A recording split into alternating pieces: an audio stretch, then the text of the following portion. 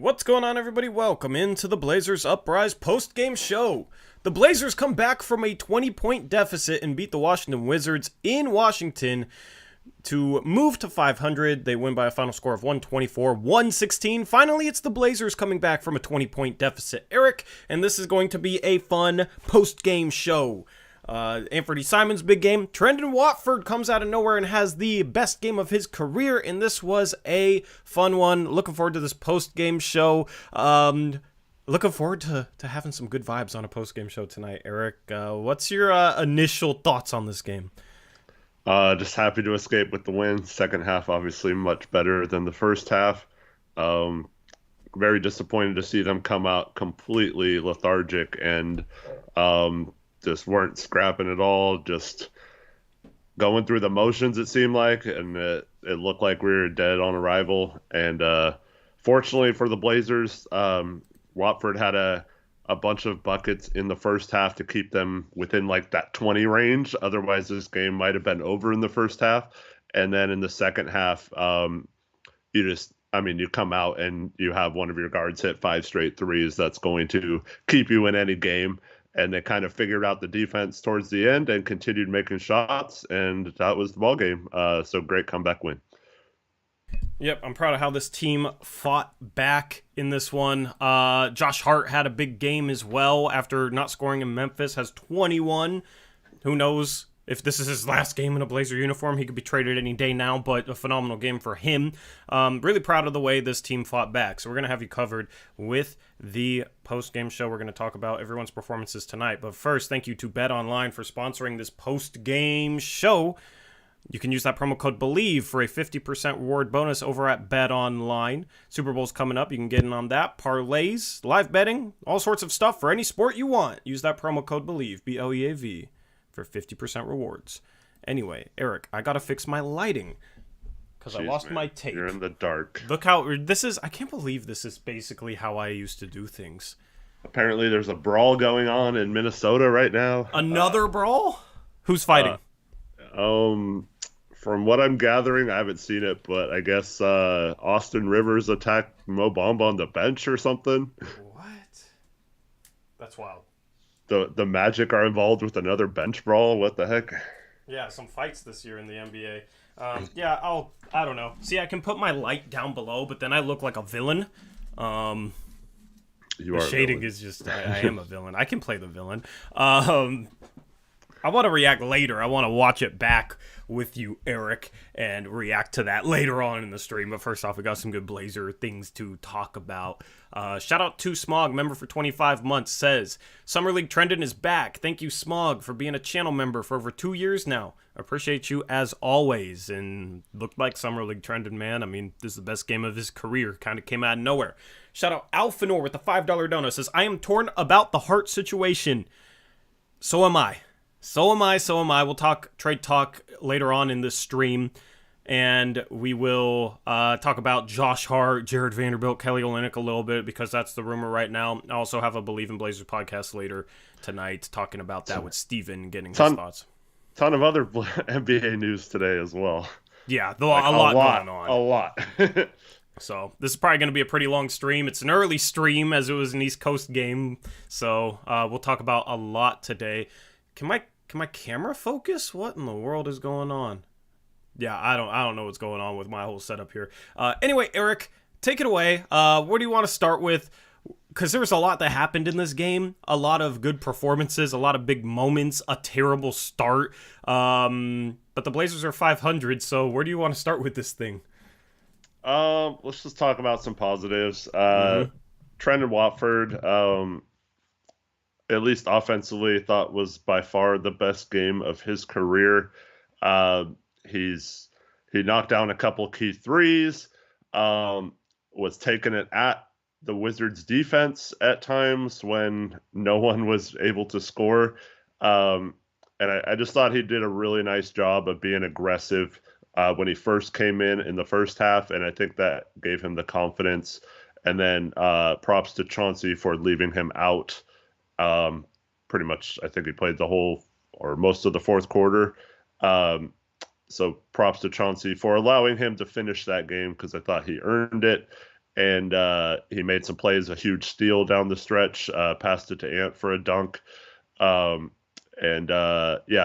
really like his if he's aggressive like this, and passing the way he was passing tonight, had some really nice dimes to Josh Hart around the basket as well.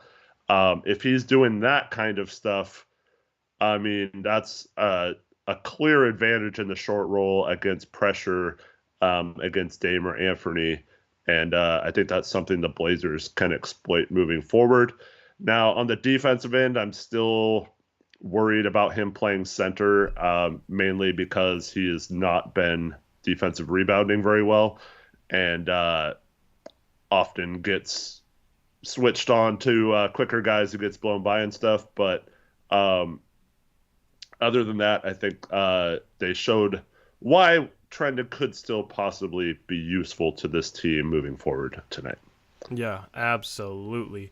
Shout out CH Sports with a $5 dono. Says, "What's up, teammate? Hope you're ready for Sunday. Glad to see a Blazers comeback dub." What's up, Colin? Colin's on my Sunday League team, so we're gonna hopefully do what the Blazers did today and go get a win on Sunday. Looking forward to running with you. Thank you for the dono. Appreciate it as always. Glad to see this comeback in Watford. I mean, he has talent. The problem has never been talent with him. The problem's always been how does he find a functional role on a winning team? Because he's one of those tweener bigs where he's undersized for the center spot, but maybe a little slow for the power forward spot, but he has skills, right? So that's why when he's playing in Summer League and playing with a tanking team last year, he's able to look really good because he has talent and he can handle, he can pass, really good floater, and then occasionally can knock down a three ball. That's never been the problem with him is in terms of his offensive skill set. It's always been kind of athleticism, size-based stuff, which is why this year I think he's struggled a lot of times being put in at a center spot where he just is undersized and also doesn't have the leaping ability to go out jump big men for boards. So in a game like tonight, he showcased that talent that we all know he has. Part of it was he knocked down a couple threes too. If he could consistently shoot threes, it'd be much easier to put him on the court because it'd be easier to play him at a power forward spot next to a Drew Eubanks and he could space the floor, right? So 2 for 2 from 3. I hope he can figure out how to shoot consistently sometime soon because this is kind of an outlier, 2 for 2 from 3 from him. You don't expect him to shoot threes. He doesn't shoot many threes, doesn't look to shoot threes a lot of times. But then some of his drives and finishes and floaters is what Trendon Watford does. That's every play he made was a Trendon Watford play today. And then 5 assists as well, a couple no-look passes, making some plays. This was basically the full extent of the talent that we know that he has. So it was phenomenal. Got that steal late and the assist to Ant to kind of put a seal on the game for the Blazers. That was a huge play. He was hyped up going to the bench. Love to see that. He's stayed ready, fallen out of the rotation. He was the best big tonight for the Blazers. One of the best players on the floor tonight, which was awesome to see. Yeah, for sure. I think you can get away with him against most teams at the backup center spot or going small. But yeah, it's going to be tough against some of the bigger lineups. Like in the West, when we play like Denver and stuff, it's always interesting to see how you make it work. If he is able to shoot, like you said, maybe you can play him a little bit at power forward, depending on what moves we make at the deadline. If Watford's still on the team, maybe if we got like a Kelly Olynyk or someone that can shoot or handle the ball up top, the two of them might mix well together. Yeah.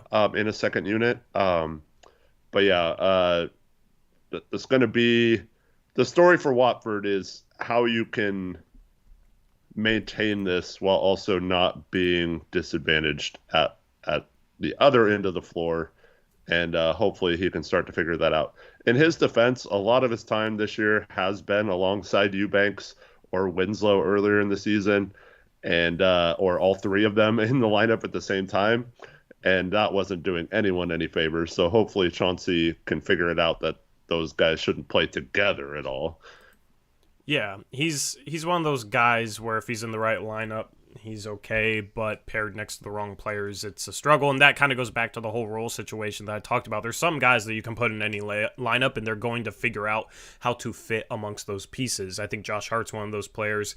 He'll be a facilitator, rebounder, inconsistent defensively, but will have some good defensive moments. But then also last year, when he wasn't playing next to a ton of talent, took over as a scorer at times. So some guys you can just plug and play in certain lineups. Watford, unfortunately, is not one of those guys. And I think the players on the court with him matter. And I've always said this about him. He's better when he plays next to better players. When he can play off of guys, catch the ball in the middle of the paint, get to that floater that way, where he's not tasked with a ton of creation responsibility, but can kind of pick his spots, when to drive, try, and dish, and that sort of thing, then that is where he's going to be at his best. So I don't think it's a surprise him playing with some starters tonight. He has a really good performance and played really well off guys. Yep. And Joseph Ranazan has a great point. Props to Watford for staying ready all season long when his minutes haven't been consistent.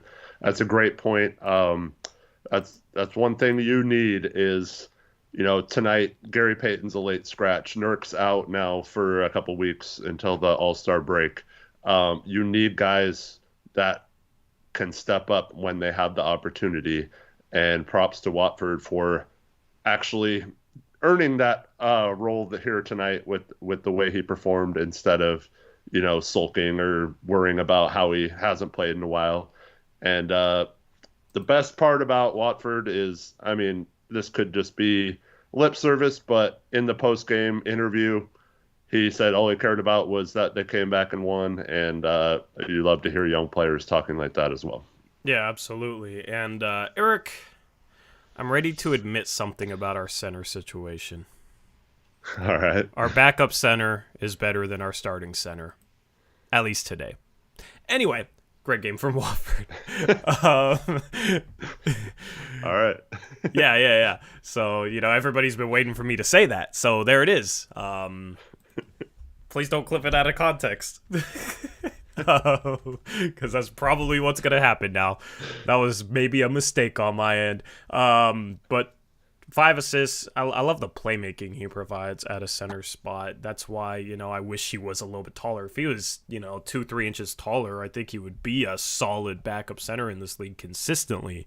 Because that playmaking is nice to have at that center spot. It's just a uphill battle for him, unfortunately, every night, going against bigger players, trying to rebound with them. And it's not like he's Zion and can jump out of the gym or anything to make up for it. But tonight, team high plus 19 was great when he was on the floor. And just, this is it's so simple, but just the ability of Watford to handle the ball at the top of the key, combined with putting Hart under the basket in the dunker spot versus having him be a spot-up shooter in the corners, I think that changed the game, because Anfernee and Dame start hitting, Anfernee hits his 5 straight threes, and then Dame hits 2 straight threes. They start doubling, in the second half. But we made him pay for that, or overplaying Dame and Ant, because Trendon, instead of kicking it out to Josh and then him hesitating to shoot, he did hit a big 3 in the second half. But getting the ball around the rim and just laying it in is so much nicer for Josh. So in those lineups, at least on offense, using Josh as kind of the center and Watford as the point forward, I think that was a good play. And then if you just have, Jeremy, Ant, and Dame space on the floor with the other 3, I think that's a really good way to space the floor. And I don't know how you pressure that lineup in the crunch time minutes. And I think that showed today, and we pull away in the fourth. You're muted. You're so fast at catching me. You do it so well. Cascade Ducell has a $2 dono, Eric. Thank you, Cascade Ducell. He says, "Hi, Dave and Tigard, who wants Hassan and Mello back?" With an exclamation point. It's not even a question. She said. Huh? Who said what? She said, who's she? I don't know. Chat, what is he talking about? Cascade Ducell with the $2 dono says, hi, David Tigard, who wants Hassan and Mello back? But it's a statement. It's an exclamation point. I don't understand the context, Cascade, but thank you for the $2 dono. I'm just very confused right now with Eric and with the dono message. Is that what is that a Torian Tigard reference, or is that she just put a message to give another message to someone else? Oh, I don't know. I don't know. Thanks for the donation. Yeah. That's a long-time viewer, by the way. Yeah, no, I know. Yeah. I know. You'll recognize the name. Cascade Ducell. Yep. Yeah, Torian Tigard was a thing that Chad Doing started, like, way back in the day. Tori from Tigard or something. Right? Wasn't it Chad that started that? Do you remember, Eric? Trevin probably knows, because Trevin knows everything. Yeah, Torian Tigard is an old-time reference, so Dave and Tigard. I don't know. Yeah, that was Jason Peterson. Good old Jason Peterson. Anyway. Let's talk team stats. Let's get this back on track. Team stats. We got efficient night from the Blazers, 49% from the field, 41.5% from 3, 17 made threes. They got hot there in the third quarter. 8 threes made combined from Ant, Jeremy Grant, and Dame. Grant was 1 for 3 from 3 today. Kind of struggled, 2 for 8 from the field. 8 rebounds, 3 assists. Good rebound and assist numbers considering his low bar there.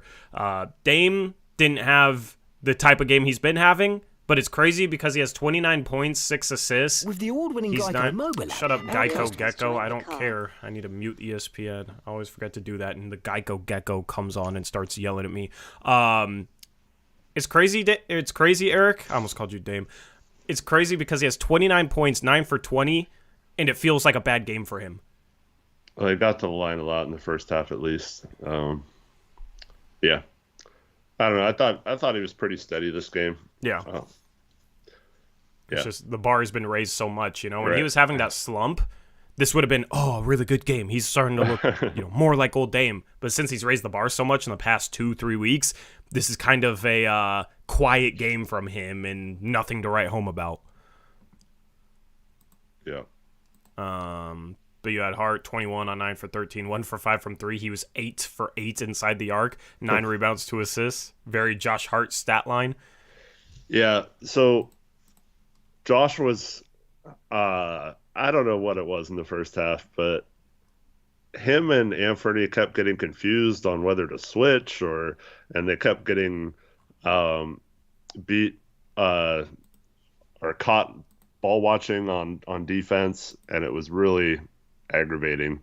But those two just completely mentally broke down on defense in the first half, and it was very frustrating to watch. It looked like Josh had one foot out the door and wasn't really engaged with this team right now, and then so to see him come back in the second half and play really well, I'm glad to see it, because I didn't want if he does get traded or if he's still on the team past the deadline, I didn't really want to worry about this next 6 days on whether or not we can even count on him mentally out on the floor right now. So really good that he got it back together and played much better in the second half.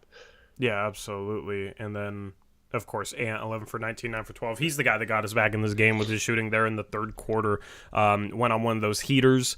And that's why it's nice to have a guy like Ant, just a guy that can get hot like that, because they can completely swing the course of a game. And without that hot stretch, the Blazers, I feel like, lose this game by double digits. They never even make a comeback without Anfernee Simons hitting those 5 threes, because they didn't even come all the way back after that hot shooting third quarter as a team. They were still down.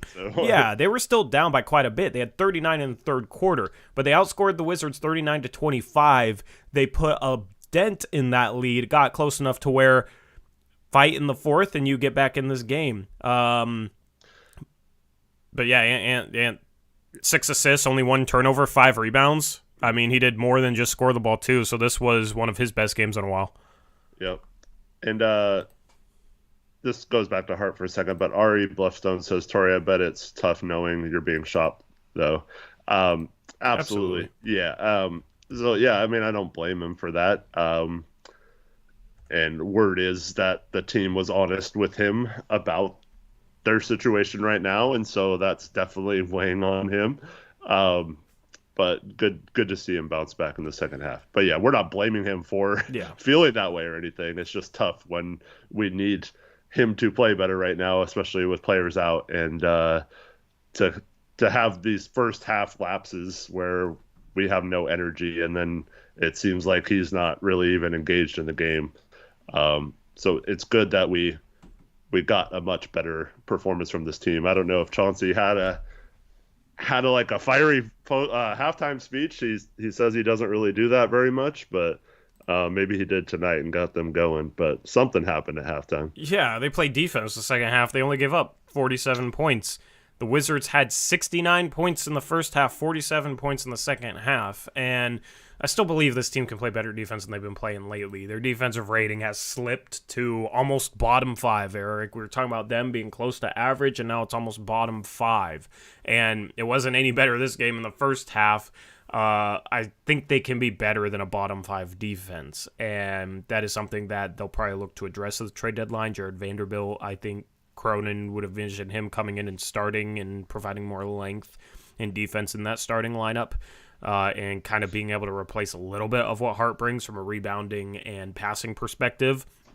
So we'll see what they do to address that, but offensively, this team is phenomenal. It doesn't even matter who they really have, just as long as they have Dame and he's going, and Ant, this team can score with the best of them. Jeremy Grant didn't even have to do anything today. They still put 124 up on the board. They got guys that can step up occasionally.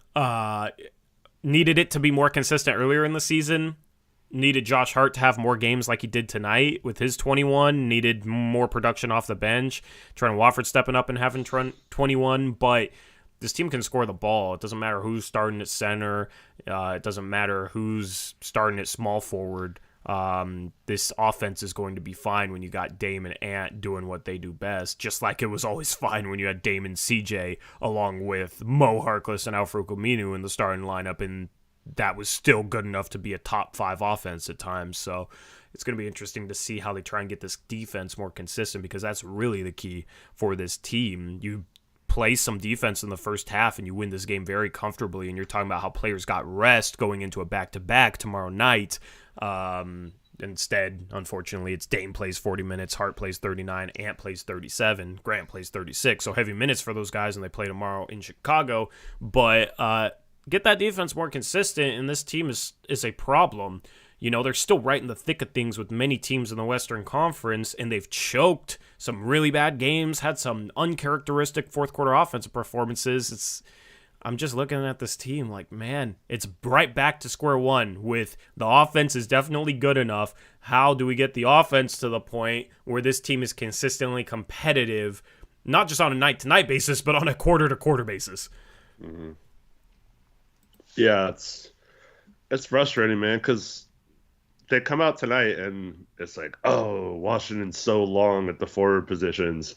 And here we are, like, switching every play and having Eubanks and Grant up top, and Hart and Ant and Dame are trying to guard Porzingis in the post and Kuzma and stuff like that. It's like, well, no duh, our defense can't stop anyone in the paint is lacking length because we put all our length up top. And it's like, I don't know. I have a major issue. Like, it's got to be coaching at this point. Like the bad starts, because we're seeing multiple different lineups. We're seeing, I mean, it's happening far too often, and it's almost exclusively because I feel like today, again, like the first 2 plays, Beal comes off a screen, we're in drop, and we just let him either get right to a spot or lob it up to Gafford. And then the next play, Eubanks doesn't drop, but he doesn't come up either. He gets kind of caught between, and then Beal just lobs it over the top of him to Gafford for a dunk. And so, like, I have a real problem with the way this team comes out flat, while also playing these kind of defensive coverages that allow you to be kind of lazy and stuff on defense. I feel like they need to somehow kickstart that at the beginning of games, even if it's giving up baskets. Like, what does it matter? You're already down like 16-5 or 15-2 in this game, most games anyway. So like, at least do something different at the start of these games, strategically. Yeah, you don't play drop on Beal. Coming out of the game playing drop on Beal was absolutely a mistake, so that's part of it. But as Taylor Packer says, it's not just defense, though. Their offense sucks, too, to start games, which is absolutely true. The Blazers only had 19 points in the first quarter in this game. And it's a lot of times it's like they're getting decent shots, but they can't hit anything in the first quarter, which says to me, okay, they're just not mentally locked in at the start of games like they need to be, whereas other teams are just come in and knock down threes. And there's, more sloppy, random defensive mistakes at the start of games, too, that aren't necessarily schematical based. So it's both. Chauncey, I would love for him to kind of try and change things up the start of game with an aggressive defense. I don't think he's trying enough to fix these early game slow starts, and I don't think he calls timeouts fast enough when they start to happen and we all see it coming, because it's a pattern at this point. Like, we know if the Blazers end up down 7-2, they're probably going to be down 10 points, 12 points in a couple of minutes. It doesn't just end there usually. It cascades to the point where we have to call a timeout anyway when we're down 11, and we were down 13-2 in this game. So I want Chauncey to try to do more things at the start of games differently to fix this problem, because if it happens once or twice, it's just 1 or 2 games, right? It's just, that's going to happen. That's random. That's variance. But when it happens game after game after game after game for a long period of time, and Nurkic isn't playing, you sub Eubanks in, and he's an energy guy, quote unquote, but then it still happens with him in the game, and you're missing this guy, that guy, it doesn't matter who's even in the lineup, then you need to start trying to do some different things. But it's also on players to be mentally prepared, mentally ready to go, mentally ready to battle from the opening tip, and I feel like these players aren't mentally locked in enough to start games. So that's something for them to try and figure out. It's like, if I'm Dame, man, I'm starting off this game like mad almost before the opening tip. Like, we've sucked to start games. Let's come out and bust our asses, and let's change that. Let's change that tide, because we get punched in the face at the start of every freaking game. Let's come out and play hard as hell for 5 minutes. We'll have a timeout. Like, we got to change this. You know what I mean? That needs to be the attitude, and they don't come out with that attitude. It's like they come into games, and it's like, okay, we're going to feel this out, and then we're going to figure out what we need to do differently, what we need to do offensively, what shots we can get, what scheme they're playing, and then we'll figure out, what we need to change up defensively. But the problem is that's all reactive, and then we end up reacting to a very slow start. Let's come in, instead of being reactive, let's set the tone. That needs to be the attitude, that needs to be the mindset, that needs to be... on Chauncey's end, he needs to do things schematically to do that, whether it's trapping pick and rolls, trapping in corners, pressing a little bit just to get the blood flowing. Got to do something different. Yeah. And for those asking, I did not have an earthquake where I'm at. My dog decided to get up and shake right next to the computer stand that I'm on my bed. So, yeah. This is driving me absolutely crazy. The Blazers, this is why I hate predicting how they'll do like the next 5 games or whatever. Well, last time we did it was before this road trip, and they're 2-0. I know. Let's go. But like, every time we get a big win like Memphis, it feels like they feel themselves and they think they can just, they're back to we're the Blazers again. We don't have to do anything different. We're good now again. And it's not like, I just feel like they have that attitude at the beginning of the games, like they're just going to come in and win this game tonight, and they don't have to do any of the things that led them to coming back, because they didn't play well at the beginning of the Memphis game, but they pull it out, so it's fine, right? So they got away with it and they get a big win. But like, sooner or later, this is going to catch up to them, and they need to do better. And they need to come out with that mindset. And You always hear the expression, good defense leads to good offense. And that's why I continue to harp on the being aggressive on defense part to start games. Because if you get a steal or you get an easy basket or you get a transition by Josh Hart where he kicks back to Dame or Ant for a wide open three at the beginning of a game, maybe that's all they need to get going is just like one turnover or one good defensive possession. Instead, we're missing all these shots, and it seems like at the beginning of games the other team never misses a shot and they're on fire, and we like are the worst defensive team ever. So like I don't understand why we continue to just come out and play like a sloppy, lazy game plan and just think it's going to be different the more we try it. Yep. But granted, Eric, even when they're struggling, they've been starting slow. So are we sure that it's them feeling themselves? Well, I mean, if you're bad, you're bad. If you're good, yeah. I don't know. There's no excuse for starting out slow. I don't know. But but it doesn't matter if they're playing great or playing terrible. They've started out slow in the past month. For me, this goes back to the Western Conference Finals run where, I don't know, I felt like that next year they came into the season like they had won something or arrived, and it was a great season, but like they still had a lot of work to do, and that wasn't the ultimate end goal, was just to make the Western Conference Finals and get swept. And I felt like they came into that season completely flat and didn't really play well. And they had injuries at the beginning of the year and stuff. Is that that goes down in the third game? I don't know. It's just like ever since then I've felt that way, that like anytime they seem to string wins together and start playing well, it feels like they just stop doing the things that got them to those wins. Well, that to me sounds like it might be a problem with Dame's leadership then, because the coach has changed, the roster's pretty much changed, but that's still, they get too high after having some sort of success. Wouldn't that fall back on Dame? I mean, I don't know, maybe. But he doesn't seem like the type to get too high after success. That's why it's confusing. Yeah.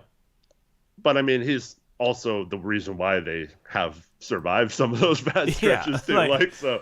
So yeah. I mean, it's hard not to fall into that mentality with any team. Some teams are just even more talented that it's like they can have that mindset and still come in and have a lead after a quarter. And then they blow a team out the water, and you're talking about how, they messed around for a half, but they're still in it. Just wait till the third quarter run that the Warriors will go on, right? So that's the thing, is this team isn't that talented, as talented as, some contending level teams. Just kind of a weird problem, because it doesn't really make sense. I don't think Dame's the type to get too high after wins or success, but he's been the one constant and he's the leader, so you would think that the kind of mindset of guys going into a game, and if a team is getting too high on themselves, the leader, you would think, would share some responsibility in that. So, I mean, we got to figure out how to start games better, and we got to try and do something different, because it's too repetitive at this point to not try something different. Mm-hmm. What's up, Izzy? Welcome to the stream. Can't wait to be down, 13 at the beginning of tomorrow night's game and have to come back on a second night of a back-to-back. Yeah. Yeah, it's just frustrating, man. Like, if we just started games fine, it's frustrating because if you look at... I don't even want to look at the standings, but also I really want to look at the standings, Eric. The Blazers are a game and a half out of home court advantage. The Blazers are back in the play-in, by the way. We got a number next to our name again. We're 10th seed right now, tied with Golden State at 26 and 26. I don't think we got any help with the Celtics tonight, but... We didn't. Phoenix took care of business. We'd be tied with them right now. Minnesota's losing to Orlando after Sacramento lost. Oh, yeah. How many people got ejected from that? 5 people got ejected, I guess. Wow. Yeah, so if Minnesota loses, then we'll be half a game behind them for 7th. We're 1 game behind 6th, which is 1 game out of not being in the play and being in the playoffs. That's how close everything is, So that's the thing is, Eric, I think the parity in the league has made it to the point where every possession matters even more. Mm-hmm.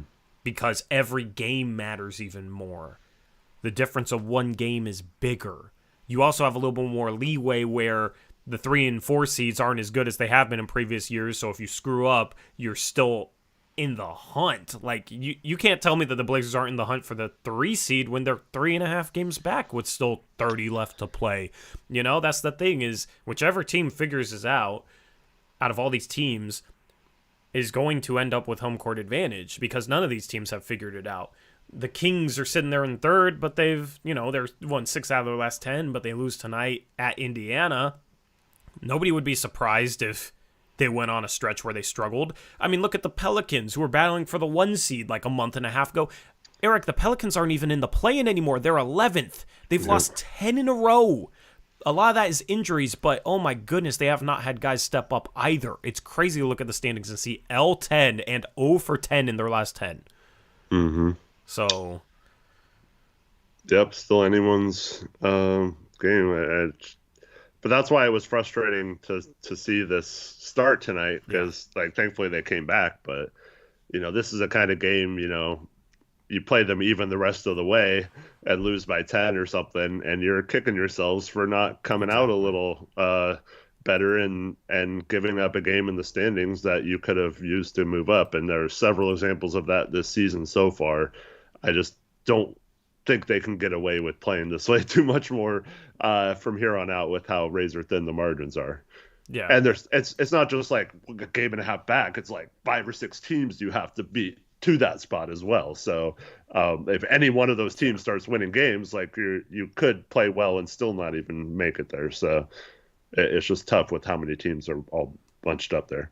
Yeah, absolutely. The thing is, a lot of these games are amongst teams. So amongst the teams in this pack, right? Western Conference teams are going to play Western Conference teams more often than Eastern Conference teams. So, it just comes down to you have to win these games coming up against the Pelicans, against the Warriors, against the Timberwolves, against the Clippers when we play them again. Those games are super, super important because you automatically gain a game on that team, and it also matters for tiebreakers. So it basically is just setting up a dash for the end of the season, the final 30 games. Luckily, the Blazers have been able to stay in it and have finally been able to have a good stretch here, winning 5 of 6 to get back to 500. Mm-hmm. It's just, man, a lot of it comes down to if you just have the right mentality coming out of games and don't have these awful lulls to start games, you're sitting there with the 4 seed right now instead of 10. If you don't have these awful lulls when you get up 25 at halftime against the Lakers, you're sitting there with home court advantage talking about, okay, how can we catch the Kings? We're a game and a half behind the Kings or something like that. We could get the 3 seed. That's what the conversation should be. But the thing is, every team is saying that. So it's almost like nothing this season has really mattered a ton up to this point. Everything going forward is what matters. There's stuff to learn from. That's what I say about the regular season, is it's a learning experience. You got to figure out where you're struggling, figure out what you need to improve on, whether it's roster-wise, coaching-wise, playing-wise, and then you got to improve on it. And this is the time where the Blazers have to figure out their bad starts to games and their defense and figure out how to fix those problems consistently. Because if they fix those, they'll have a chance to get home court advantage at this point. That's what it comes down to. Yeah, I think if we're talking, because they've had the number 1 offense for a few weeks now, but if we're talking having a bottom 5 defense here in a month or so, even if the offense is going crazy, I don't have a lot of confidence that this team can get home court advantage. So they have to figure out the defensive issues, whether that's, bringing in different players here at the deadline in a few days, or, playing different roles or different schemes or whatever. But, man, it's just, they have to figure something out at the defensive end, because 29th in defense over like a 2-week stretch is not going to help you get back into the race for home court advantage. Yep. Shout out Jordan Baker, $5 Hippopotamus GG sticker. Thank you, Jordan, for your 3rd hippopotamus in a row. We're getting a lot of hippos lately. I love it. Didn't think we would get one for the first half of this game. But yeah. Appreciate it, as always, Jordan. Anyway, Eric, so go ahead. I was going to say, in terms of Anfernee, too, like man, he looked like he was not in this game at all in the first half either. Yeah. He just looked completely going through the motions out there as well. This whole team did. I tweeted about it. This team just seemed to, be sleepwalking. And the second half, it's like he comes out, and like you could see in his eyes, like he just like was focused. Like I don't know what it was. Like I don't know. They've been on East Coast time since Wednesday night. I don't know. Tuesday, they would have left Tuesday, so yeah, Tuesday night. So shouldn't have been that tired, but maybe this team doesn't really party a lot, I don't think, but maybe they went out on a bender last night or something. But I don't know, man. That was not the kind of effort you wanted to see. Like maybe like tomorrow night's game, if you come out flat after coming out with a ton of energy tonight, like you can kind of excuse that. Third game of road trip back to back, third game in 4 days, that kind of thing. But tonight, I just didn't understand that everyone seemed so out of focus in the first half. Yeah, absolutely. It's just funny, though, because of that second half comeback where the Blazers make a bunch of threes, Anfernee Simons gets super hot, and then Trendon Watford's play, which, is basically an outlier at this point in the season. Credit to Watford. If he can do that more consistently, then he probably deserves minutes. But this was by far the best game of the year for him. It's just funny how that turns into a bunch of Nurkic hate from the fan base on the timeline, Eric. Nurkic didn't play tonight. And down 20 for most of the first half, 18 at halftime. Where were those tweets then?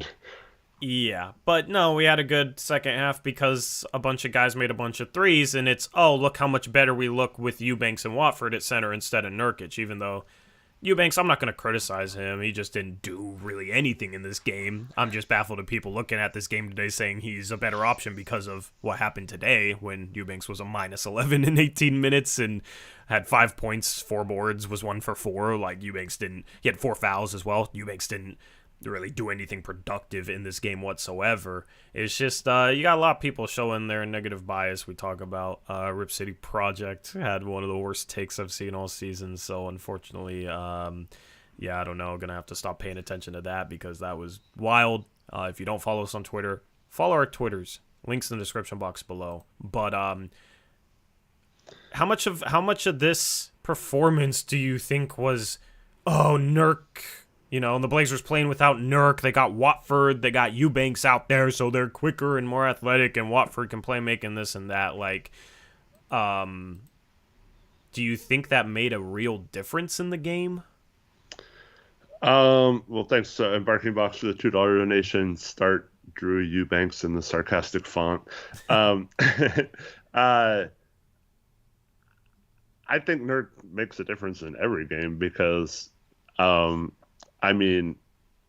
this goes unnoticed to a lot of people, but we don't have similar breakdowns in defensive coverages on the backside of the defense when Nurk's in compared to when certain other players are in. And we can say, he misses shots or he's the worst finisher in the league as a big man, whatever.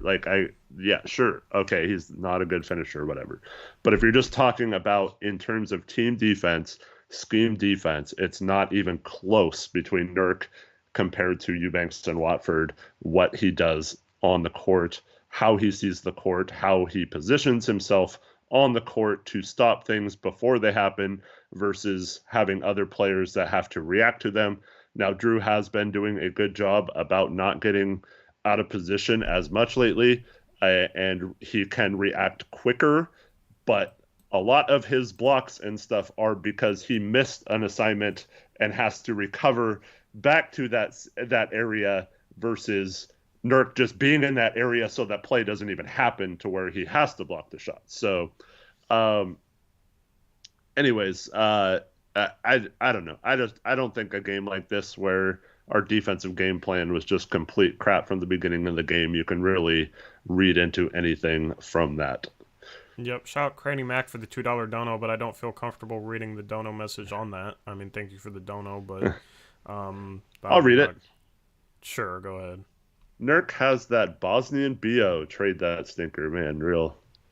That's yeah.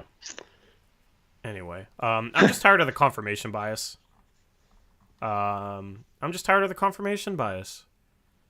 That's really what it is with this conversation.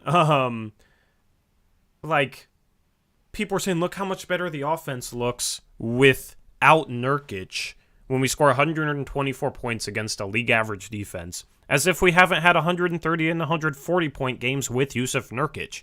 As if this offense didn't look great because Anfernee Simons got hot. You got Damian Lillard, of course, but then Trendon Watford played the game of his life. If Trendon Watford could consistently do this, then okay, maybe you have a point, but you're taking the best game of this dude's career and making a lasting conclusion on it, which is just silly. Nurkic's best game of his career is better than Watford's today, you know what I mean? So if we're going to keep things fair and analyze players based on the best game of his career to make long-lasting statements, then you can find a better game for Nurkic. 20 by 20 and a 5 by 5 game in one, right? So that's the problem I have, is it's just the confirmation bias. Like, Eubanks didn't do much today. Watford was great. If Watford could do this more consistently, then we can have a different conversation. The problem is we know Watford can't consistently do this. We just hope that he can do this sometimes, occasionally. 21 points and 5 assists in 29 minutes and has some good defensive moments in the second quarter. Like, in every aspect of the game, this was the best game of his season. Yeah, I mean, Watford is great tonight, but let's not forget that he's also been mostly terrible this entire season. Mm-hmm. And not a single person had a view other than, maybe he doesn't even have a spot in the rotation prior to this game. So, like, that's kind of funny that he has a good game and now everyone's like, oh, see, we don't need someone else because one person has one good game. Now, once again, that's not saying anything bad about Watford. He was fantastic in this game, and props to him for stepping up tonight because we really needed him. But, where has this been the rest of the season? He was supposed to build on his success from Summer League and the end of last season when he got to play before he got hurt. And quite frankly, he's been non-existent this year as a factor in most of these games. So, one good game. Now, hope if we get this if we get this Watford consistently, that's great. But I don't know what that has to do with Eubanks either, because Eubanks, it's not like he had 21 and 9 or whatever tonight. You had Rift City Project on Twitter combining Watford's stats with Eubanks to make it look better for Eubanks. Like, that's the type of confirmation bias I'm talking about. So it's just unfortunate. I don't really understand the need to put Nurkic down at any opportunity in a game where he doesn't play and Eubanks doesn't even play well, but Trendon Watford has the game of his life. I don't understand making that out to be a negative Nurkic thing, as if the Blazers haven't scored 124 with him. It's just so strange to me, and I don't really understand it. You can criticize specific things that Nurk does, when he misses layups, maybe doesn't contest a shot that he should, that sort of thing, doesn't box out. Criticize him. I'll criticize him too for stuff that actually is real, but the stuff today, it just doesn't make sense. And I explained it with Watford. It's basically he has skills. He just struggles he doesn't have the right skills to play a role for a winning team consistently, because he doesn't consistently shoot threes. He isn't big enough or athletic enough to play the center spot, but the power forward, he's kind of slow defensively on the perimeter. Mm-hmm. So that's the thing, is those problems manifest itself so that it's like, okay, well, who's the best position for him to guard? And then what's his best use offensively? Yes, he can dribble and make plays, but he's not that great at that to the point where you just constantly put the ball in his hands, and off the ball, he's not a shooter. Today he was a shooter, though. He was 2 for 2 from 3. So, but that's the thing, is he has to show me more than one game of shooting like that. We talk about how Nas will have a great shooting month and a bad shooting month. Watford had a good shooting game. So that's where I'm at with Trendon. I was not necessarily surprised by this, because I thought it looked like the best possible game Trendon could play, the peak of his abilities. I just hope that he's able to build off this confidence-wise. Hopefully this can be a stepping stone for him, but this is his talent. What role does he have on a winning team? I'm not sure. We had like a 5-minute stretch where he was guarding Corey Kispert while Josh Hart was matched up with Daniel Gafford or whatever.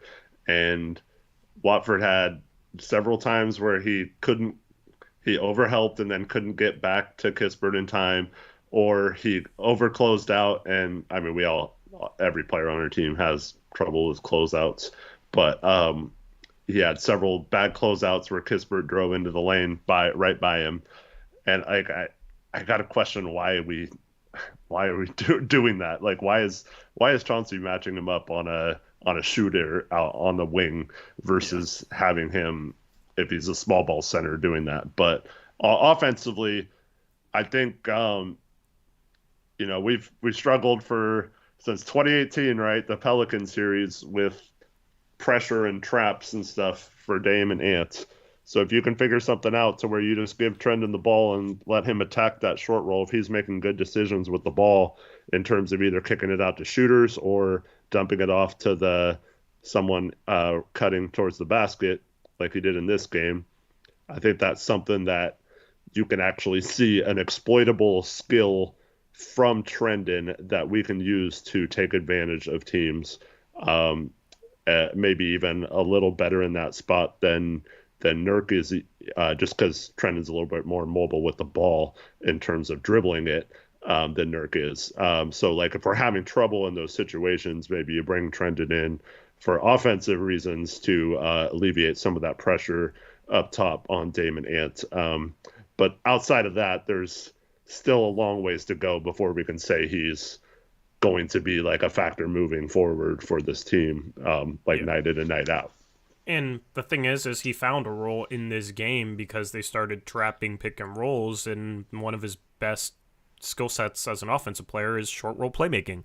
Mm-hmm. Right? So that's the thing. The game went his way. The game trended towards Trendon because he was able to make plays out of the short roll because they were trapping, because he has that floater, he can pass. If he has space, he can kind of, maneuver his way into not necessarily layups, but those little like push bank shots he shoots. So that's the thing, that the game trended his way. If they weren't trapping pick and rolls, then does he have 21 points? Probably not. He probably has, 12, 14, mm-hmm. Hits the couple threes he hits. But that's the thing, is the game trending his way. So with him and with a lot of players, a lot of fringe rotation players, it's about how is the game being played, and is it being played to that player's strengths? Is there an opportunity to utilize that player's strengths? And if there is, that player can look really, really good one night. In other games where the game doesn't trend like that, and, Trendon's forced to play off the ball and shoot some threes, I mean, he can look really, really bad some nights. So that's just the way it goes. You want guys that can be effective when the game's played different ways. And that's where I think Nurkic gets underrated, is I think he can play against different types of teams and be all right. But there was a comment that said, y'all just got to ignore the stupid comments about Eubanks being better than Nurk. It's not true. And then Taylor Packer says, I used to say the same thing, which he did, but that narrative is bigger than you think, so it's a necessary talking point, in my opinion. I just try and insert... It's like a huge national narrative now. It's a huge... I just try and insert logic and reasonability into it, right? And sure, you might disagree, but let's be logical with the conversation. Let's not go off the rails with, this game as somehow the showcase that the offense is better without Nurkic, even though the offense has had even better games with him. And Eubanks wasn't good offensively, and the game played perfectly to Trendon's strengths. You know what I mean? Which Nurkic is one of his biggest strengths is short roll playmaking, short roll finishing, right? Wouldn't have this game played to his strengths in the same way it played to Trendon's? So that's where I just try to insert reasonability, because it's talked about so much between the fan base, and now national guys are talking about it. But a lot of times I think the discussion isn't logical enough. So that's where I try and insert some reasonability into it, because I think a lot of people just, are tired of Nurkic or, like Eubanks, he's the Shaq of Troutdale, and there's a lot of confirmation bias in regards to it. So I like talking about what the fan base talks about because we're interactive with the fan base. We talk to chat. We're on Twitter all the time. So a lot of times what we talk about is what the rest of the fan base is talking about. And unfortunately, that's been a narrative that's been pushed heavily this season. So that's something that we talk about quite a bit. But anyway, Eric, I think we'll continue to talk about it because I think Nurkic is going to be in a Blazer uniform after the trade deadline still. So I don't think it's going to end. Another thing, too, is, okay, so we can all admit Eubanks catching the ball at the top of the key isn't as good as Nurk or Watford, right? Yep. I think even Nurkators will agree with that, right? Like Eubanks is better catching around the basket where he can just go up and dunk, right? So do we ever use Nurk in those positions though? Like, or is he almost always screening and catching the ball up top or, on his roll to the basket? That's almost exclusively how we use Nurk, or just straight posting him up, right? So why not? Oh, Sam disagrees. Okay. Cool.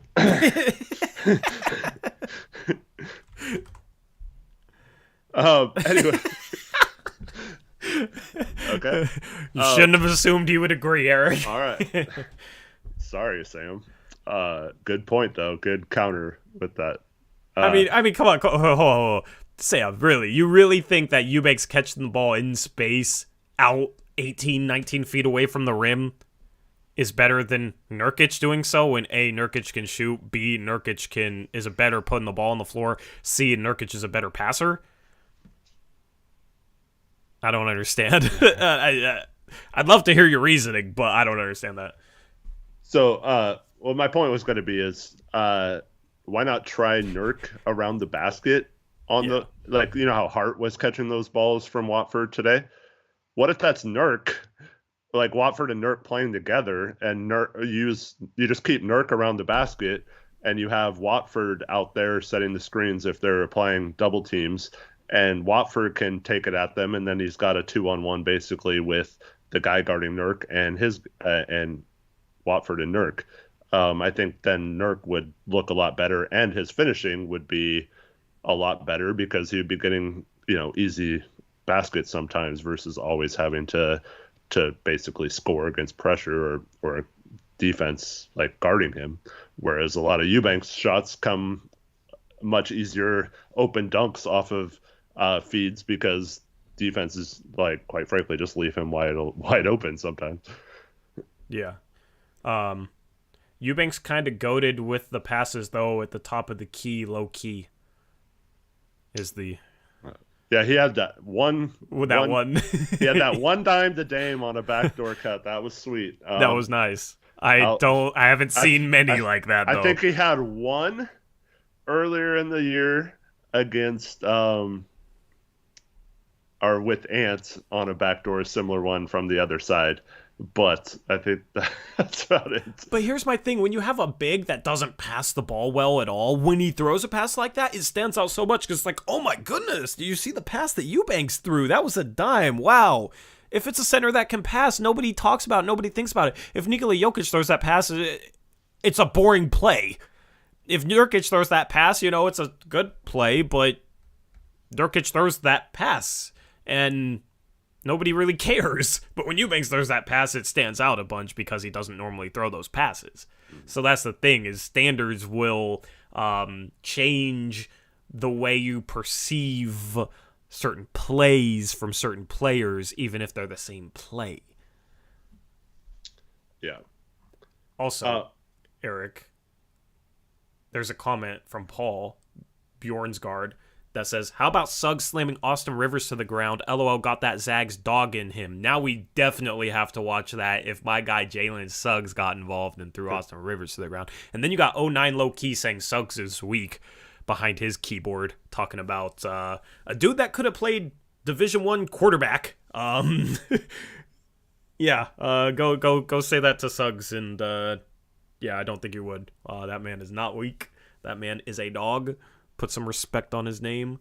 We're gonna have to watch that and react together. I'll have to like stream my screen through Skype, and we'll have to react to that in a bit. Cause now I really want to watch because I want to see Jalen Suggs throw Austin Rivers to the ground. Pause people's mix. Yeah. Anyway, where do you want to? Who have we not talked? I mean, we've talked about pretty much everything from this game. I feel like. Nas struggled 0 for 5 from 3. Eric, you know what I'm gonna say. He's back to being,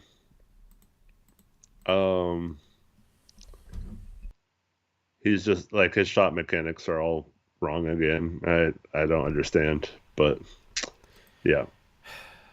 It's just the inconsistency, And I mean, it's one bad shooting game. But last game he was 0 for 2, right? He had 5 games in a row where he made at least 2 threes and shot over 50% from 3. Then he goes 0 for 7. And this is probably the start of a longer slump because that's always who he's been. He'll shoot really well for 5-6 games or even an entire month, and then he'll have an entire month where he shoots absolutely terribly. And my big key for him the rest of the season is to be able to find consistency on both ends of the court. His defense has been a struggle the past couple of games, and he's not making threes. And it's crazy how, he plays 5 good games, and everybody's like, okay, yep, ready to trade Hart, ready to start Nasir Little. But it's not enough of a sample size to be fully confident in starting Nasir Little because he hasn't shown that he can play good basketball for more than a month at a time. Yep, definitely been inconsistent. I mean, I thought his defense was okay today. He still commits some dumb fouls sometimes. Gets out of position, falls asleep a little bit off ball. But yeah, not a good game from Nas overall.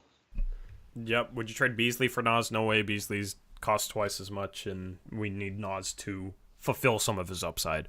But yeah, I mean, it's hard to have a guy in the starting lineup that you can't consistently rely on. I mean, isn't that the problem with Hart? Is that we can't consistently rely on him to make a 3? Yeah. And that was today, the whole defense collapse. Kick it out to Hart twice. He hesitates on both of them. Then ends up shooting one, missing, and then he drove. Actually drove twice. Got caught not with nowhere to go one time, and then pulled up from like 15 feet and actually hit a long 2-pointer tonight. But yeah, I don't know. I don't know if Nas is inconsistent. That's not really going to solve that problem, but at least he shoots the ball when he's open. But yeah, I don't really know what they can do other than to hope that Nas somehow figures it out sooner rather than later. Yep. Sharp 5 points, 2 for 4 from the field, 1 for 3 from 3. There's a comment. Let me find it. Where was it? From Mason Warner that says Sharp has been so much better. Love seeing him out there yelling and communicating on defense. Yeah, he seems more engaged defensively. He still has bad moments for sure. As a rookie who's 19, you expect that, but he seems more engaged, and he just seems more comfortable on both sides of the floor. Talked about it last post-game show, but I think this is the point in his rookie season where he's finding a level of comfort, so to say, where it's a lot for a rookie to take in without even taking that step to college to take that step to the NBA, to just go straight to the NBA. It's it's a blur starting off. It's a lot to handle, and you expect him to struggle. I never expected him to play well this year, and he's had some good moments. He's been better than I expected this season, and now I think you're starting to see him find a little level of comfort, some confidence in his shot. He had a nice finish today, Eric. He's getting to the rim a little bit more off the dribble and finishing plays that are more than dunks. We've seen flashes all year, but just seems like he's I don't know. It just feels different. It seems like he's more confident, more comfortable. Yeah, and actually especially when GP doesn't play, he's been guarding the primary ball handler with that second unit. So even though that's not his greatest strength right now, you like the confidence, or maybe there's just no other options, but at least Chauncey's letting him sink or swim out there doing that. And I think that helps the defense in the second unit when they're a little better matched up like that, even if he does get burnt on defense. But he has been playing much better on that end. So still not great, but definitely love to see the improvement throughout the season. Yep, absolutely. I mean, that's pretty much everybody, I think. Jabari Walker played 5 minutes, missed a layup, missed a three. Good offensive rebound, but missed the shot, yeah. Yeah. 5 minutes played for him. Watford 30 or 29 or 30. I've seen both. ESPN says 30. But, yeah, as far as other things in this game, the Blazers took care of the ball, Eric. 7 turnovers total. Yeah. That was huge. Washington isn't a team. I talked about it in my game preview. Going to get back to doing those, especially after the trade deadline. I'm going to try and do it for every game right now still, but it'll be easier after the trade deadline. In the game preview, I talked about how Washington doesn't turn teams over much, so being able to take care of the ball, because Portland's obviously struggled with that, was going to be huge. Instead of giving sloppy turnovers to a team that doesn't force turnovers, that's the worst case scenario because that's not something that they rely on defensively. So, like that the Blazers took care of the ball tonight. Washington had 10 turnovers, so Blazers won the turnover battle. That was a win. And then Washington going into this game, they don't get to the rim a ton, but they shoot the best percentage at the rim. So I was worried about them being able to get to the rim and score at will. Points in the paint for the Wizards. They had 52. Could have been worse, though. We've seen worse recently. Didn't seem to be as much of an issue as it maybe could have been. Yeah, I thought they did a disservice to themselves by not exploiting those matchup problems throughout the game like they were earlier in the first half. We had no answer for when Porzingis was inside and pick and roll with Beal, and they just went largely away from that in the second half. I don't understand when teams do that, but thank you. We'll take it. Yep, absolutely. And Porzingis has been really good this year. Beal is still a pretty good player. Beal had 34, Porzingis had 32. That's kind of their leaders. The one guy that didn't step up was Kuzma, who's averaging over 20 a game, but he only had 12. He did have 11 rebounds, 6 assists, but 4 for 11, 0 for 5 from 3. Yeah, they just didn't do a good job of getting him going either. My guy Corey Kispert, Gonzaga legend, was 5 for 8, 2 for 3 from 3, 12 points. Good to see him doing well, especially when the Blazers still beat his team. It sucks that he no longer gets to play with Rui, but Rui needed to be traded. That's a guy they really could have used in this game. Because Avdia off the bench, Eric, 2 points, 0 for 8. He really struggled.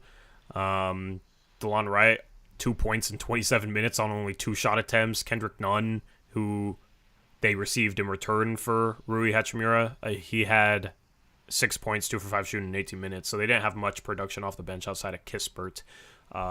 Portland's bench, obviously, Trendon Watford outplayed their entire bench. Mm-hmm. Their entire bench had 22 points. Watford had 21 on his own. So sharp 5. Being able to win bench production. Yeah. Mm-hmm. Yeah.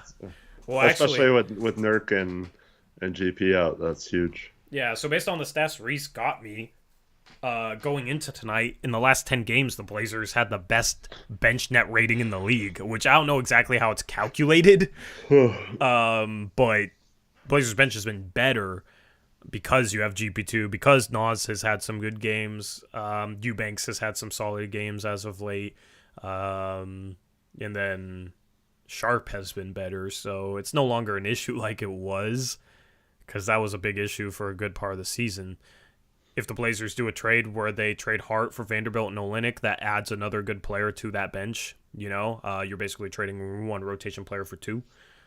So if that trade does end up going through, then the bench is going to be even better. Yep. Anyway, you want to talk about that trade a little bit more? Is there anything to add on that trade? We haven't really heard anything since Shams came out with that report. Yeah, I mean, obviously the news today that Kyrie demanded a trade. Yeah. Again, that news might hold up the trade market. I don't know if the Blazers are looking to use the TPEs and stuff or what if they are and trying to get a big TPE like we've talked about in previous shows, they have till Monday to do that. So that's also why they should have waited on the Clippers trade instead of making it so early. Yep. Yep. But yeah, I don't know. I mean, maybe the Kyrie thing happens quickly, or maybe it doesn't happen at all. But now teams think KD might be available again, and now it's that whole thing. So yeah, I don't know. And I'd be surprised if the Kyrie situation really affected the Blazers' targets at all, short of like, I don't, if the Suns are dumb and trade for Kyrie and give up like Mikal Bridges or Cam Johnson, then maybe that becomes their number one priority back again. Just like trying to get some fallout from that trade. But I mean, short of something like that happen, I don't think they're going to get involved in that. There was another report today that if the Blazers want OG, they'd have to trade Sharp. Everything I've heard, there's no chance they're trading Sharp. And I saw some Utah fans posting Sharp for Vando trade ideas after the Shams news broke yesterday. So that's funny. Meanwhile, we want to trade our players for scrubs a lot of the time. Yeah. The only other thing is, DJ Vega mentions that the Lakers were back in talks possibly with Utah on a Russell Westbrook trade. Yeah, I don't know if we could swoop in there, and I don't know if you feel comfortable giving the Lakers Hart just so we can get Vando still. But that's what it would be, is Hart going to the Lakers and them trading. I think it would be something like Hart and Beasley to the Lakers for 2 first-round picks, and both of those picks go to Utah, and then we get like Olynyk and Vanderbilt, and there's probably other salary that has to be included to make that work, because Russ makes a ton, but that's potentially the package. Maybe Conley or something. Yeah, Conley, yeah. I don't like helping Western Conference teams we have to beat, Eric. Yeah. Especially when they're in as tough of a position as the Lakers are in. I'd be surprised if the Lakers traded 2 first-round picks with Utah for those pieces. I think, if they're going to go after Kyrie, maybe you give up a pick or something. Maybe that's a 3-way trade between Utah and that, but I don't see them giving up 2 future unprotected firsts just to get Hart and Malik Beasley. I don't know if that really is worth it for them. Markey, I would like Kenrich Williams, but the Thunder, I don't think, are trading him. They've come out and said they aren't trading him, and they can get a pick back for him, supposedly a first-round pick back for him. So you wouldn't be able to trade Josh Hart for him, Beasley, into first. Yeah,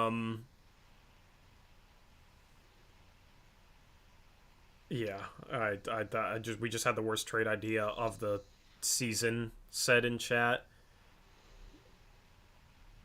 And I don't even want to talk about it, Eric. Because it's disgusting. Sharp for Kyrie. Yeah. Which, CBA says no, because we have to trade out $30 million. B, why in the world you're trolling? There's no way you're not trolling. Anybody who wants that is trolling. Vando. Okay, so if you had to bet on Vanderbilt being a Blazer or on another team after the deadline, I know that's your prediction right now, so maybe you already answered this question, but if you had to bet, would Vanderbilt be in a Blazer uniform or somewhere else after the deadline? I think it's going to be a Blazer. That's what my gut's been saying too, yeah. Yeah. I would love to have it be one of those Suns guys that I just mentioned, but yeah, I don't know. I don't see I think the Nets, if they decide to trade Kyrie, will try to still win this year. What? YYC says, but you two don't seem happy about it. Well, it's not that we're unhappy. It's just we don't know what the package is. So it could be bad. Yeah. It could be, like in the worst case scenario, we could unprotect our pick to Chicago this year to trade a first on top of whatever we get for Hart. You know what I mean? Like, without knowing the package, it's hard to get too excited about the prospect of it or anything. Yeah. So Jake Fisher today came out. Have you heard any of this yet? No. I put out multiple videos, in the past 24 hours, so I was sleeping. So Jake Fisher came out today and said that for sure Portland has offered a contract which he wouldn't name and second round picks for Vanderbilt. And the Utah has held steady. Oh, actually, it was LT actually asked him the question on his show today. Oh, gotcha. About Vanderbilt and Portland, and he said that Portland for sure has offered a contract and second round picks. Most people are, assuming that's Winslow, even though that would put us in the tax, so we probably have to make another trade. You do that in a heartbeat. Right, yeah. And that's what I mean. I've been saying this since the Rudy Gobert trade on July 1st, that if Utah would accept that, Vando would have been a Blazer multiple times over between now and then. Now, maybe, they get desperate at the trade deadline and accept an offer like that. But with how many teams could use a Vanderbilt type player, I just don't see why they would have to. And why not just hold on to him? He's under contract next year and get like a playoff team to give you a first round pick in the 20s or something at the draft for him, and he could be easily absorbed, or you could wait till the new season to make that work, and that would be very easy to do. But the most important thing is the Jazz want a first round pick, and that pretty much confirms that we're not getting him short of Utah changing their mind for no reason, which we know Danny Ainge is very unlikely to do. So that leaves us having to find a first round pick somewhere. So whether that's my thing, Eric. Before you go off on that, what happened to Keon Johnson having first round value? Because I would love to cash Keon Johnson in for first round value right now. I mean, he doesn't right now. I mean, exactly. That's just the fact of the matter. Yeah. Well, that's my point. I mean, maybe Watford plays good today. Maybe there is a team with multiple firsts or a late first that sees potential in both of those. But the problem is you would think that would be a contending team. And I don't think a contending team wants, two younger projects on the end of their bench. But I don't see a rebuilding team trading a first either. So I find it hard to believe they would. Maybe a team like Indiana, if they trade a bunch of their guards or something and get a bunch of picks back, they do that. But okay, so that leaves us a couple of options. We're not trading Sharp. I mean, maybe a team gives up a first for those two, but chances are no. And if they were worth a first to Utah, why wouldn't we just trade Watford and Keon for Vanderbilt then? That would make sense, wouldn't it? Yeah. I mean, go ahead. So that leaves us still having to come up with the first. So what are our options? Unprotecting the Chicago pick or loosening the protections on it to where it conveys a couple years earlier so we can trade a 2028 first or something. Or trading Hart, because I still think trading Hart is basically the only logical way of getting a first round pick to use in that trade to get them what they want. So other than that, I just don't know how we get them what they want to if Vanderbilt's our guy. Dude, I'll take Vanderbilt starting and Hart off the bench. At this point, I'd take that in a heartbeat. Like, I wish we could figure out a way to turn Keon and Winslow in seconds and maybe Watford into Vanderbilt. Because, dude, like, okay, you start him. Doesn't really change the offense a ton, right? And then he's a defensive player, rebounder. Like, he can kind of replace Hart in the starting lineup and maybe upgrade the starting lineup defensively, provide it with more length at least. And then you bring Hart off the bench, which is the role that I want him in. Man, that's what I want at this point. That's what I'm sold on is, we gotta try every team in terms of trying to get value back for seconds, Keon and Winslow.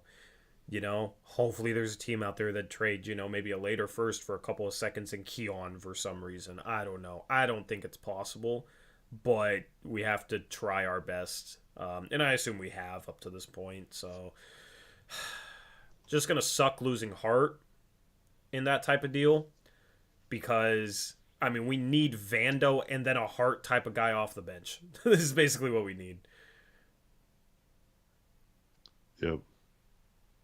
Yeah, Reese, that's the biggest difference is he's not a drive and kick guy like Hart is. Absolutely.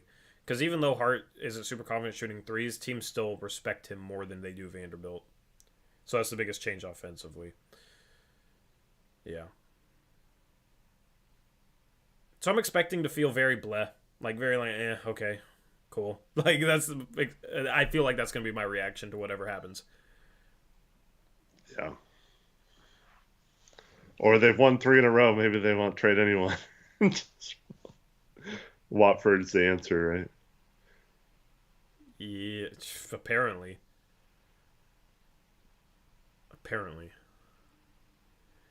Great Babe, I know they don't have to trade him. That's why I don't think it's possible.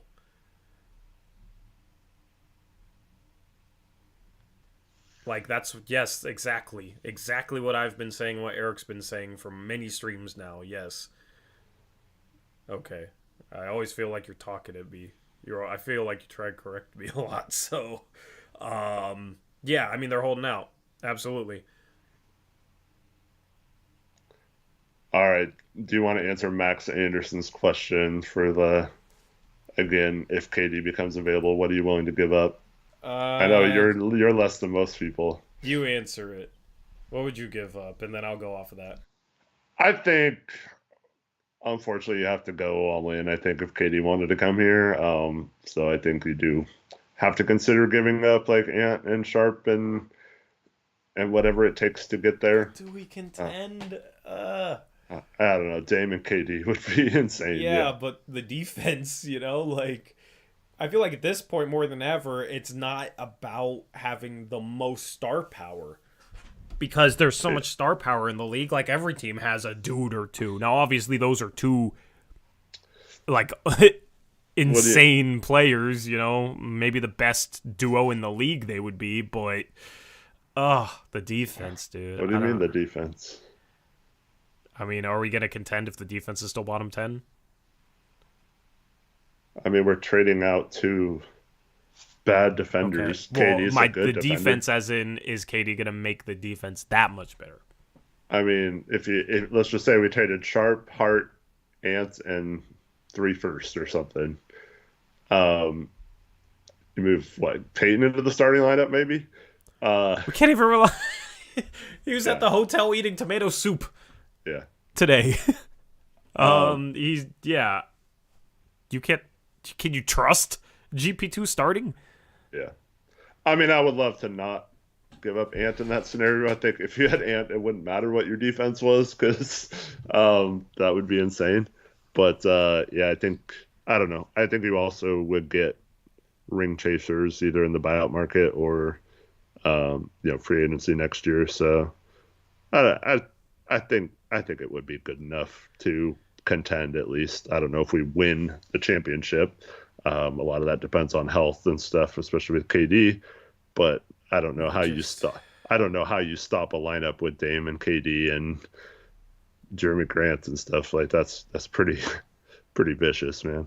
Yeah, I mean, we're just if they are not that team, then we're screwed for like 6-7 years after that window closes. Yeah, but at least you can rest easy knowing you gave Dame like the best possible chance to win a ring. Yeah.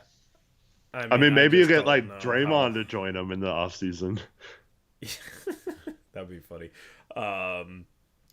He might accept like the mid-level to come here. Yeah. I mean, it completely changes the dynamic of roster building in Portland and what you're trying to do. But I mean, I would be sad. Well, one, because I hate KD, and two, like I love Anfernee and now Sharp and stuff, and so like I'm always a fan of like organically growing teams and winning. I just think it's that much better. But I totally understand going all in for KD, man. The pessimist in me is just like, oh, okay, so that team is maybe slightly better offensively because they're already really good offensively. I mean, how good could they get? And then they're an average defense, and then in the playoffs, like, our defense isn't good enough in order to beat some of these teams, so we don't even like contend. And then after 2-3 years, KD's falling off and Dame's 35 and we have nobody to replace him, and like, that's just the scary part of that to me. And then it's basically, well, we're screwed at that point. We're kind of we're like in the position the Suns are in right now, but worse. Yeah, but like because we have no picks and we have no youth. In a playoff series, like trying to stop both Dame and KD, Dame and KD, not Ant. I just don't see how defenses be able to key on both of them. I mean, the Bucks were able to stop KD, Harden, and Kyrie. Harden and Kyrie got hurt. Was Kyrie hurt? I mean, of course they got hurt. Yeah. But, yeah. KD almost beat them by themselves. His shoe size too big. He was one inch away from knocking them out of the playoffs that year. Yeah. I don't know. If it was Giannis, sure. I'd do even more for Giannis. Like, it's risky. I'm not saying I wouldn't do it, Eric. I just, it's hard. Artelli hates Nurk, and he's even saying Dame, GP2, KD, Grant, and Nurk is a championship team. Is a finals team if healthy. I think.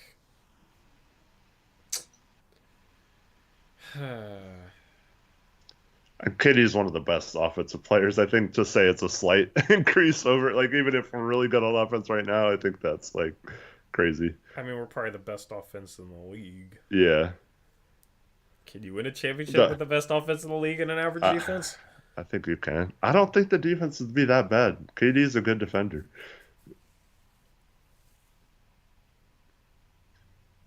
Yeah. Yeah. Yeah, I mean, I can't say no, but I don't feel comfortable at the same time. Like, it could just go really, really bad. But also you want to give Dame a chance. I don't know if you could keep Ant and get OG for 3 future firsts. Is that team that much worse? Like, it's not as good, but how much worse is it? I'd much rather. I don't know. KD is like a game changer. Bro, we're talking about one of the best. Kevin Reese, I just said that team is worse, dog. You don't listen. Of course it's worse, but how much worse is it? Because that's the thing. If that team's good enough to have a chance, then is that better considering you have a potential future star still in Sharp, in Ant, right? Like, that's the thing. So I think you can make an argument our future is better, but I don't think it gives you a better chance to win a ring than having KD does. Yeah, I mean, that's my question. I don't know how much worse it'd be. That's why I was asking you guys. It's always funny when people have an opinion on a question like it was an opinion. No, I was asking you guys, how much worse is it? Do you think it's significantly worse? It might be. I don't know. I don't know the answer to that question. That's why I asked. You got people tripping. I mean, like I said, I love Anfernee, so I would be upset if we traded him for a snake. But yeah, but it is. I mean, I don't think it's even close. Yeah, I mean, you're probably right. Outside of injury questions. Yeah, I mean, I can't say no. Katie's been hurt a lot in recent years, but.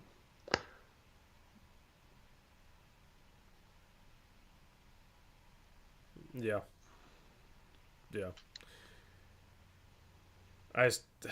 I'm not as confident in that team being as good as people think it'd be.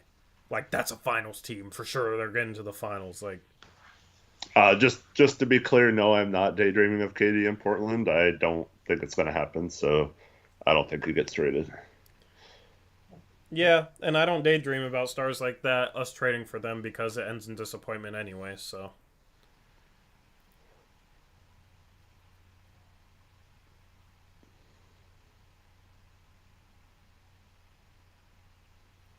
Eric Olsen, it's not like getting Michael Jordan on your team, bro.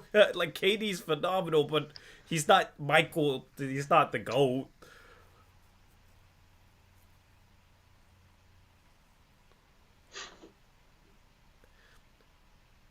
OG's not overrated. I disagree. I think OG's, I don't know. Depends on what you think he's rated. Is he worth 3 firsts? Maybe that's a little steep, but I don't think so. He's really good two-way player, young, potential to be even more. OG is a worse shooting version of Nasir Little. Chat's drunk, Eric. Just talk. Just make it so I can listen to you. It's technically true. You think OG is a worse shooting version of Nasir Little? Well, I mean, if you just look at pure stats this year, it's 100% true. Oh my god. OG dude, hasn't shot straight. Hasn't shot great. I would be on my knees begging the Lord for Nasir Little to be half the defensive player that OG Anunoby is. Yeah. Yeah. So what are you talking about? They didn't say that comment had nothing to do with defense. It said shooting. OG is a worse shooting version of Nasir Little as a player. Yeah, like so he's Nasir Little, but a worse shooter. I read that differently. Yeah. I don't know. Anyway, we're going off the rails here. Yeah, I don't know. I was like the number one OG fan in the 2017 draft. Always wanted him on the Blazers, but I think his value is being a little overinflated in terms of how much it would cost to get him. I don't like to give up that much for someone like him. Yeah. Chat, if you say someone is a worse shooting version of somebody else, you're implying that the other things are equal or similar. Like, I'm not going to sit here and say Dame's a better shooting version of Giannis. You know? So, it doesn't make sense. Rohan, we couldn't have not traded up and drafted OG and Bam. Bam went before the 15th pick, which was the highest pick we had, so that wouldn't have been possible. Yeah, exactly, Damati. We're getting stuck on arguing semantics, but yes, exactly. Trevin was just trolling about the shooting. I know, but I gotta. I told Trevin earlier to, or no, I called him a troll. I didn't tell him to stop trolling. Dang it! So I can't say I told him to stop trolling. But Trevin, just like almost all our mods, trolls consistently. Yeah, Zach, we traded up to 10 to draft Zach. It was a mistake, in hindsight, but. Oh, shout out Michael V. We got the Wono, Eric, from Weichel. Michael V. with the $5 dono says, my Wono is late. Just like the Blazers were to this game. Anfernee is a stud, and Watford played out of his mind. Late is better than never, especially when it ends up in a win. Thank you, Michael, for the $5 Wono.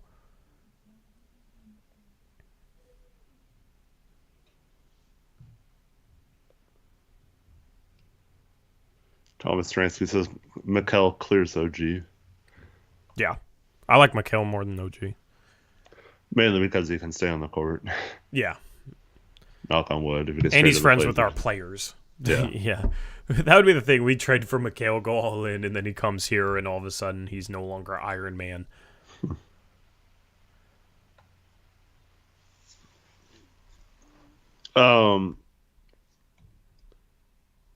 What do you think happens with the Kyrie situation, though? Man. I think if you're the Nets, you have to trade him. I almost this was mentioned by Chris Haynes today. It kind of makes sense for the Suns to trade Chris Paul for him. Yeah. But also, I don't want to hate the Suns. I know, but it's I don't know. That would be interesting for both teams. And there are some fun things that could happen because of that. I don't understand why, I know the Mavericks are looking for another star, but I don't know why they would give up what little assets they have to go all in on a Luka Kyrie backcourt. That doesn't make a lot of sense to me. But that would definitely be an interesting team to watch. I completely get the Lakers situation. Yeah. I don't want Kyrie in the West. Because, if he plays, his value on the court is going to be greater than what a team gives up for him. So it's just going to make a team better. Yeah.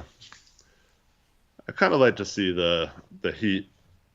I think him, Bam, and Jimmy would be an interesting mix.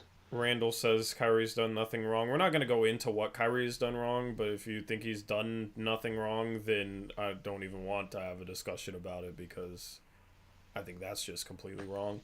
But we're not going to talk about that type of stuff, so don't talk about it. We're not going to go into that whole... we're not going to dive down that rabbit hole. We've already gone off the rails a little bit. We're not going down the Kyrie rabbit hole. On the court, he makes the team better. I'll talk about it on the court. On the court, he makes the team better if he plays.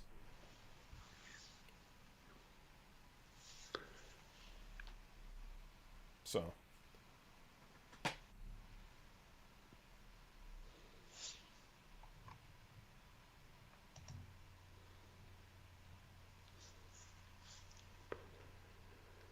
Hoop Production says, why do you acknowledge the comment then? Because that's the thing is, whenever Kyrie gets brought up, people have those comments. They always starts. I want to see this fight. Okay. We'll watch the fight. But yeah, I don't even like talking about Kyrie because those comments get brought up. But he demanded a trade today. So, anyway.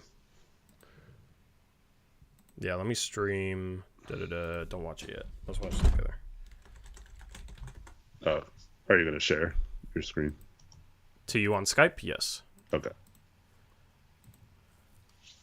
Let's see. Let's do YouTube. Start sharing. Suggs and... Bamba, Rivers. Rivers.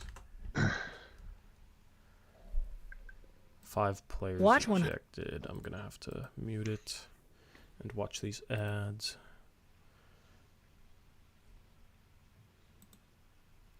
That good for you, Eric? Can you see it? Oh, I didn't even see what happened at the start. They're just already fighting. They didn't show that angle at the beginning. Maybe they'll show it later. Yeah. Wow, that's a scrum. Coaches are falling. Austin Rivers on the ground. Jonathan Isaac is back, and he's out there. By the way, props to Donovan Mitchell for throwing Dylan Brooks to the ground, too. Dude, I don't like Dylan Brooks. I know there's a lot of Ducks fans in here, but I don't like Dylan Brooks.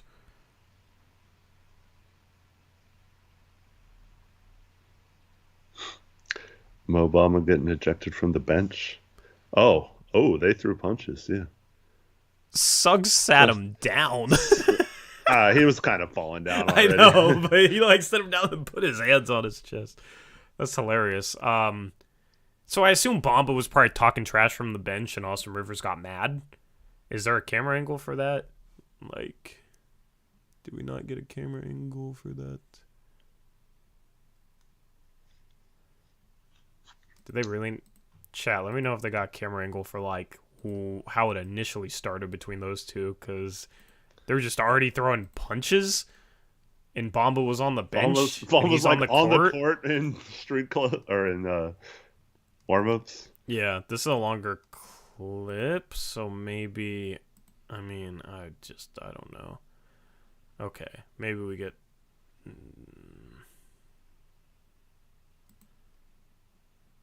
Okay, we got some different replays here, because I want to see like how it initially started. Oh, he's over on the bench. Yeah, he went to the bench. Why is he standing there? Like, what is he doing? I don't know. He's just standing over him, and then he gets up and Jeez. Nice. Wow. That's a good NBA fight. Yeah, that's a really good NBA fight. Bamba wanted to smoke. That's so random. Mike says they taunted him after a 3 right before that. Okay. Wow. That's quite a unique fight.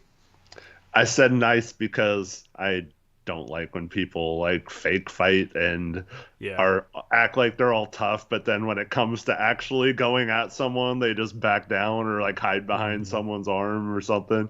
But yeah, they actually went at it. Good for them. You know what's crazy too is like a lot of times fights are between Western Conference or Eastern Conference teams that see each other more, that are like familiar with each other, but this is back-to-back nights where you have like 2 legitimate fights between an Eastern Conference and a Western Conference team, because yesterday was the Cavs and the Grizzlies. Today it's the Timberwolves and the Magic, which means if we keep the streak going tomorrow, who's a Western Conference team playing an Eastern Conference team, Eric? 3 days in a row, can we make it happen? Because tomorrow, your Portland Trailblazers play the Chicago Bulls. Mm-hmm. So if we keep the streak going, maybe Dame is sitting down, I don't know, DeMar DeRozan. No, those guys are cool. Who's the most annoying? Oh, Caruso.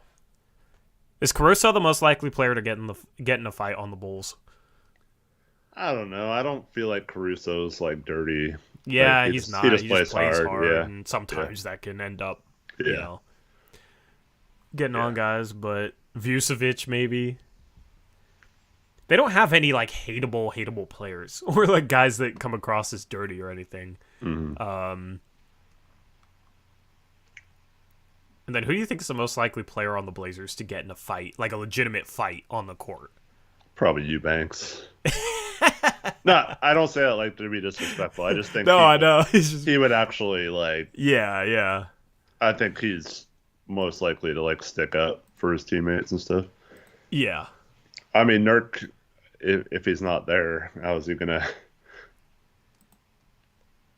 Somebody said Peyton. I don't think Peyton's too happy to to fight. I feel like. I mean, I'm sure he would. Peyton's not gonna play. Yeah. Yeah. Nurk's up there for sure. Nurk could come off the bench, maybe. Yeah. Yeah. Nurk is the type of guy to talk trash from the bench. He gets hit in the face every day anyways. Mm-hmm. Might as well get hit in the face for real. See, I don't think a guy like... See, if that was Yusuf Nurkic on the bench, I don't think Austin Rivers would walk up to him like that. I don't think Mo Bamba is as intimidating as Yusuf Nurkic would be in a fight. Mm-hmm.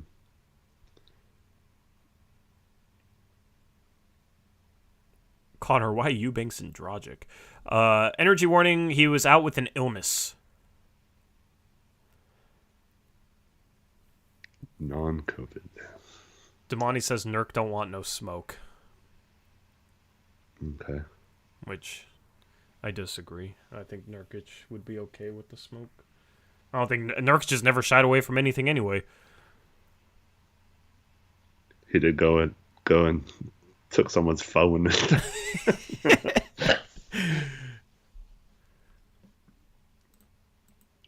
Anyway,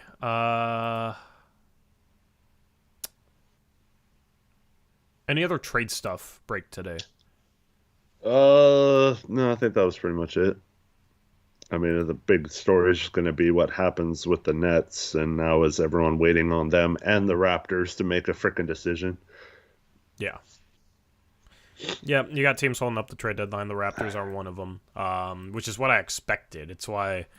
What did I title that video? It was something about how the trade deadline revolves around them or something like that. By the way, if you're not subscribed to NBA Uprise, go subscribe. We're at 808. 808s. 808 subscribers, trying to get to 1,000. Dropping trade deadline previews.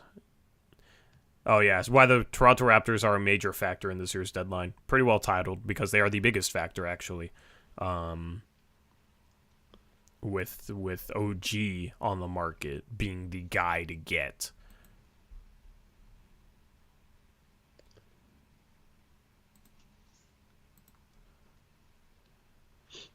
YYC, I already did a Nets one. I already got you covered. Kevin, glad you liked the Nick video. Yeah, it was a fun interview. I dropped a Warriors one today with an interview. I got the Sixers coming up next. I interviewed Romp for that. No, Rahi, I don't think that's going to be an option. I think they just cut him in the offseason if they do. Yeah. They'll try to recoup some value for him by playing him a bit this year. Yep. Anyway, anything else you want to talk about on this stream? No, just appreciate everyone for watching, and hope everyone has a good night, and I hope to see you all tomorrow for another post-game stream. Or maybe during the day if there's a trade. If they pull off a trade in the middle of a back-to-back. Would be very fitting for when Cronin times his trades. But yeah, we'll go live if a trade happens. Right here on the main channel. Hit up Krish for a Vanderbilt jersey swap. So I don't know if he has it yet, but gonna try and be ready with the thumbnail and everything. But yeah, we'll be live again tomorrow. We'll talk about hopefully the Blazers beating the Bulls to get a game above 500 and be 3-0 on this road trip. I was hoping for 2-1. They're already 2-0, so it's already a successful trip. But let's keep the ball rolling. Blazers trying to win 6 out of 7 before they come home for basically the rest of the like. Do they play another home or another road game before the All-Star break after tomorrow? I don't know. I know they got the Bucks and Golden State at home. Yeah. It's Bucks, Golden State. I asked you that, and then I actually have the schedule right here. Bucks, Golden State, OKC, Lakers, and then Washington, and then it's the All-Star break. So final road game before the break. That Lakers game we're doing a live watch party for. There's tickets in the description box below if you want to come meet me and Eric and hang around for a live post-game show. It's a ton of fun. The food's great. Had a ton of fun last time. I want to meet more of you guys, though. So check out that ticket link in the description box below.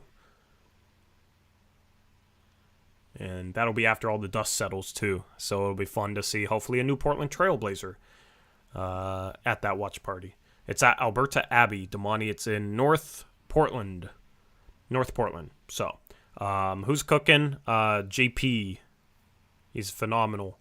Phenomenal cook. It was some of the best food I've ever had. And I'm not kidding. It was phenomenal. So, looking forward to meeting you guys. And then, yeah, we'll have a Believe in Blazers podcast over the next 12 hours dropping. So, stay tuned for that. I asked Steven about Jared Vanderbilt and Olynyk and that whole rumor and whatnot. You were about to say something? Nope. Okay. Well, good. Anyway. Thank you, everybody.